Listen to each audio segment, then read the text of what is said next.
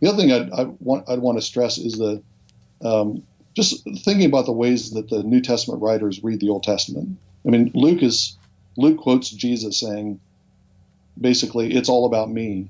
And then you start paying attention to that in the rest of the New Testament, and you see that the New Testament writers are doing exactly that. And it's hard to find a major character in the Old Testament that isn't explicitly linked to Jesus in some way in the New Testament. He's the last Adam. He's the one whose blood speaks a better word than the blood of Abel. He is the seed of the woman who's come to crush the serpent's head. He's the seed of Abraham, and therefore he's the new Isaac. He's the true Israel, and so Israel's history and the story of Jacob, who is the original Israel, those stories and those lives are bound up. He's the son of David, which means he's a new Solomon. He's a prophet like Jeremiah. He does the sign of Jonah. I mean, just thinking about characters from the Old Testament, really isn't a major character in the Old Testament. There are a few, but there aren't many major characters in the Old Testament that are not explicitly linked to Jesus in the New Testament. Or institutions. He's a prophet, priest, and king. So all the Old Testament stuff about priesthood is somehow foreshadowing what's happening, what Jesus will do. All the things that the prophets do, and the sufferings of the prophets, and their bold witness against the wickedness of Israel. All those things, and the opposition of Israel to the prophets. All those things are foreshadowing what's going to happen to Jesus. So, and I think the more broader point I want to make out of that is, I think the New Testament is providing us a model of how to read the Old Testament.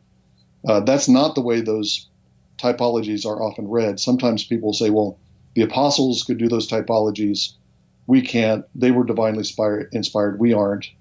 I think they were divinely inspired. I think they were divinely inspired in order to teach us how to read. And so we should try to follow their lead, even when it means reading, seeing a Christ, a type of Christ in a story or a character that isn't explicitly mentioned. Good. Joseph is the classic one, I think, for people that there's no explicit reference to Joseph as a type of Christ. But golly, how can you read the Joseph narrative as a Christian and not constantly be thinking, here is a man who is opposed by his brothers, who is put to death symbolically by his brothers, put into a grave. He goes down into several different grave-like settings, and he keeps popping out of them. And then the final time he pops out, he becomes the ruler of the greatest empire of the time. He feeds bread to everybody. What does it take to make a typology? That's an example where I think we get our minds are shaped by the way that the New Testament writers explicitly read the Old Testament, and then we kind of our minds are put in the rhythm to read the entire Old Testament in the same fashion.